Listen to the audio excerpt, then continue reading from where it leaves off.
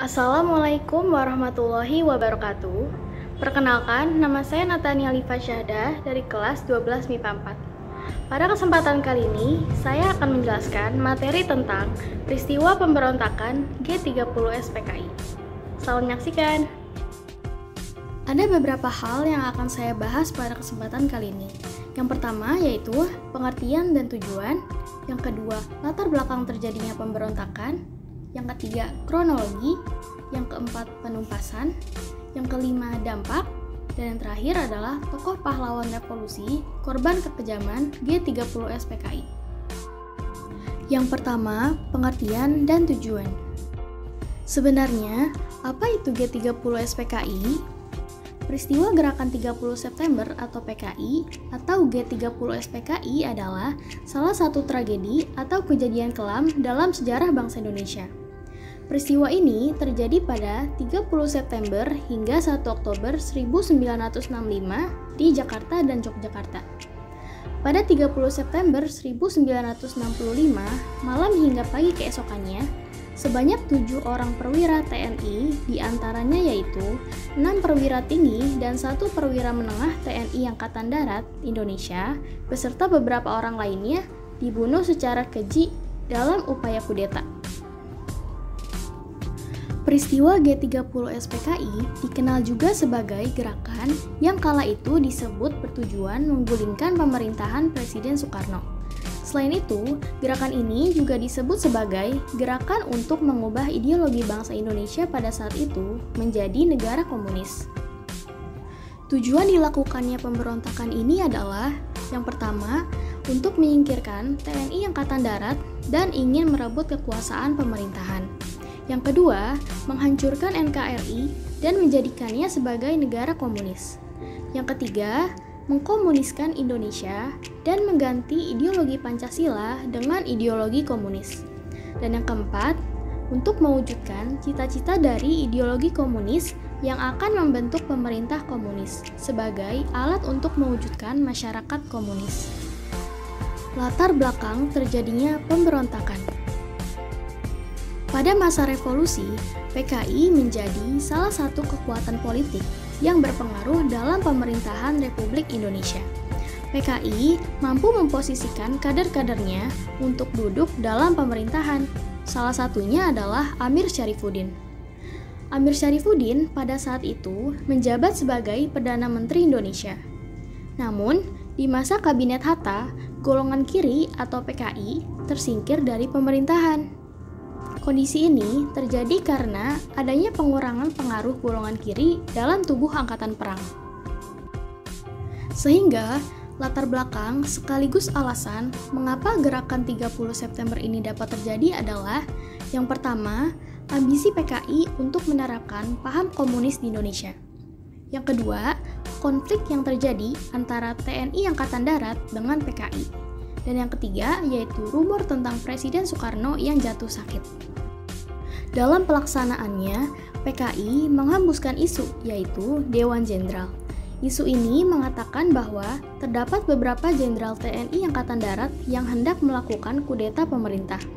Karena isu tersebut, PKI melakukan penculikan terhadap 7 jenderal TNI Angkatan Darat dan menduduki beberapa tempat penting untuk menyukseskan kudetanya. Dengan demikian, latar belakang terjadinya pemberontakan ini adalah karena keinginan PKI untuk menerapkan ideologi komunis, lalu konflik antara PKI dan TNI Angkatan Darat, dan yang terakhir adalah serta kabar tentang Soekarno yang jatuh sakit. Yang ketiga yaitu kronologi. Pada Kamis, 30 September 1965 malam, PKI melakukan gerakan untuk merebut kekuasaan. Aksi inilah yang kemudian dinamakan sebagai Gerakan 30 September atau Gestapo, yang dipimpin oleh Letkol Untung Sutopo, Komandan Batalion 1 Resimen Cakrabirawa, dan pasukan pengawal pribadi Presiden Soekarno. Kronologi peristiwa G30 SPKI dimulai dengan kasus penculikan 7 jenderal oleh sekelompok pasukan. 3 dari 7 jenderal yang ditargetkan telah dibunuh di rumah masing-masing, yaitu Ahmad Yani, MT Haryono, dan DI Panjaitan. Ketiga target lainnya, yaitu Suprapto, S. Parman, dan Sutoyo, ditangkap dalam keadaan hidup. Target utama lainnya, Abdul Haris Nasution, berhasil meloloskan diri dari kejadian tersebut. Namun, sang putri, yaitu Ade Irma Suryani Nasution dan ajudan AH Nasution, Pierre Tendean, tewas tertembak oleh PKI. Korban-korban tersebut kemudian dibuang ke sebuah lokasi di Pondok Gede yang dikenal dengan Lubang Buaya. Korban tewas pun bertambah dalam kejadian ini. Di antaranya adalah Bribka Karel Setswit Tubun, Kolonel Katam Sodarmo Kusumo, dan Letkol Sugiono Mangun Wiyoto. Yang keempat yaitu penumpasan. Pada 1 Oktober 1965, operasi penumpasan G30 SPKI pun dilakukan. Operasi ini dipimpin oleh Panglima Kostrad dengan menghimpun pasukan lainnya, seperti Divisi Siliwangi, Kavaleri, dan RPKAD atau Resimen Para Komando Angkatan Darat di bawah pimpinan Kolonel Sarwo Edi Wibowo. Tidak adanya dukungan dari masyarakat dan angkatan bersenjata membuat tokoh pendukung G30 SPKI termasuk Ketua PKI DN Aidit melarikan diri. Dengan operasi penumpasan tersebut, para pemimpin dan tokoh PKI berhasil ditangkap dan dihukum dengan ditembak mati. Operasi ini juga berhasil melumpuhkan kekuatan PKI. Sementara itu, jenazah ketujuh jenderal ditemukan pada 3 Oktober 1965 dan pengangkatan jenazah dilakukan keesokan harinya. Pada 5 Oktober 1965, seluruh korban dimakamkan di Taman Makam Pahlawan dan diberi gelar Pahlawan Revolusi. Selanjutnya yaitu dampak dari G30 SPKI. Dampak positifnya yaitu, yang pertama, posisi Pancasila sebagai dasar negara akan menjadi lebih kuat. Yang kedua, kita bisa lebih waspada terhadap paham komunis yang masuk ke negara Indonesia. Yang ketiga, bisa meningkatkan persatuan dan dapat bertahan, serta teguh melawan paham komunis yang masuk ke Indonesia dan menyadari bahwa Pancasila adalah jati diri bangsa Indonesia. Sementara, dampak negatifnya yaitu, yang pertama, banyak orang-orang yang tidak bersalah menjadi korban. Contohnya, tokoh petinggi TNI Angkatan Darat yang disebut sebagai pahlawan revolusi. Yang kedua, terjadi penodaan terhadap ideologi dan kedaulatan negara Indonesia. Yang ketiga, munculnya aksi demonstrasi besar-besaran dari KAMI, KAPI, dan KAPI yang menuntut pembubaran terhadap PKI beserta ormas-ormasnya.